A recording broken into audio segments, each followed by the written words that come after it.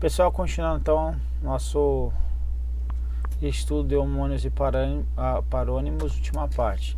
Questão 11. Nos textos, os termos ofício e requerimento da parte refere-se a documentos utilizados no âmbito judicial. Vamos ver, em caso de antecipação da audiência, o juiz, mediante o que?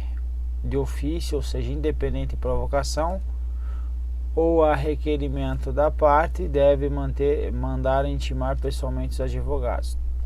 Então vejam, esses dois termos, ofício e requerimento da parte, referem-se a documentos no âmbito judicial. O que está errado aqui? Não são documentos, ok? Documento é, por exemplo, um contrato social, perfeito? Então, um documento utilizado no âmbito judicial. Então, isso aí não é documento, é uma palavra, uma expressão, ok? Então, a questão está errada. 12. A auditoria conferiu os aspectos relativos ao plano de ações articuladas e ao cálculo do índice de desenvolvimento da educação básica (IDEB). O verbo conferir está empregado no sentido de outorgar. Vamos ver? O TCU avaliou as ações para a elaboração de diagnóstico e suporte à educação básica. Então ele está fazendo o quê? A avaliação das ações, está trazendo uma auditoria. A auditoria conferiu aspectos relativos ao plano de ações articuladas, a assistência técnica prestada pelo Ministério da Educação e ao levantamento de dados necessários à informação e ao cálculo do índice de desenvolvimento do IDEB. Então aqui o conferiu aspectos está no sentido de averigou.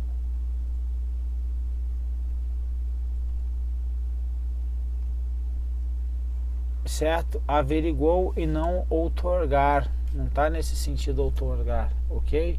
Então a questão está incorreta. Questão 13. A um coronel que se queixava da vida de quartel, um jornalista disse: "E o senhor não sabe como é chato militar na imprensa?" Na construção do sentido do texto, destaque-se a ambiguidade do vocábulo militar, que no contexto em que aparece pode ser classificado ora como um substantivo e ora como um verbo.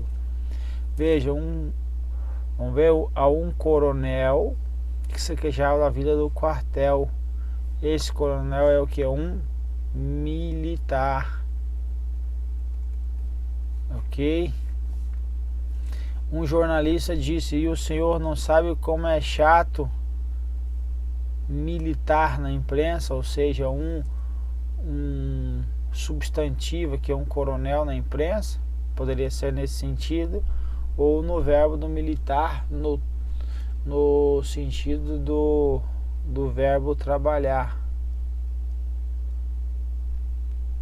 Ok? Então a questão está o quê? Correta. Tá para trazer essa ambiguidade, sim.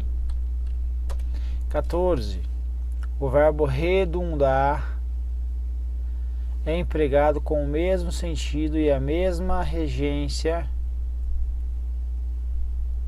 que o verbo empregado na seguinte frase: redundaram no discurso do diretor elogios aos funcionários.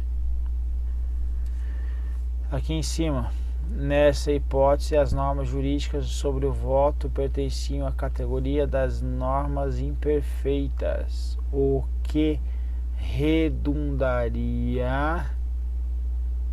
em fazer do sufrágio simples dever cívico ou moral. Aqui eu mataria colocando aqui o que resultaria.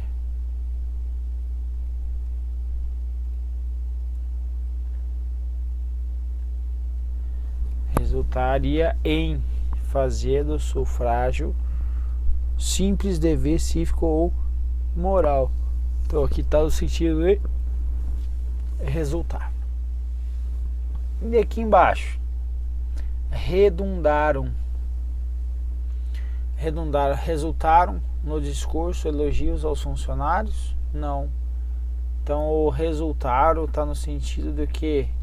De abundar, certo? No sentido de que mais? De algo exagerado, excesso, certo? Então aqui no sentido de superabundar. Então vamos por aqui em excesso. Então aqui, o que era excesso? No discurso do diretor tinha excesso de elogios aos funcionários, ok?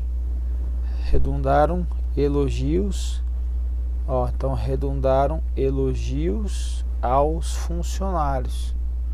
Então aqui teve o que? Redundaram no que? Redundaram o que, aliás? Redundaram o que, né? A pergunta que eu faço pro verbo, redundaram o que? Elogios aos funcionários. Então aqui objeto direto. Aqui redundaram em que? Em fazer sufrágio simples. Aqui então não é mais objeto direto, é indireto. Então aqui não tem também a mesma regência nem o mesmo sentido. Ok? Então está errado. 15. O vocábulo gramática no texto é empregado no sentido de sistema ou um conjunto, né? Vamos ver. Afinal, os mais diversos povos indígenas estão lidando com as grandes instituições da sociedade branca e com processos políticos pertencentes a um sistema social e simbólico que lhes é absolutamente estranho, ao menos da maneira como estamos acostumados a pensar, ou então um processo político pertencente a um conjunto social e simbólico. Então, há uma gramática social, está no sentido, no contexto do que? De sistema? Sim, está no contexto de sistema, então a questão está correta, portanto. 16.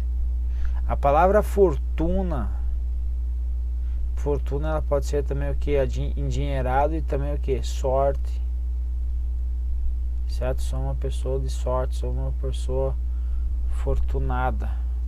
Em esta mudança de fortuna foi empregada no sentido de grande quantidade de dinheiro. Vamos ver? Vamos lá desde o início.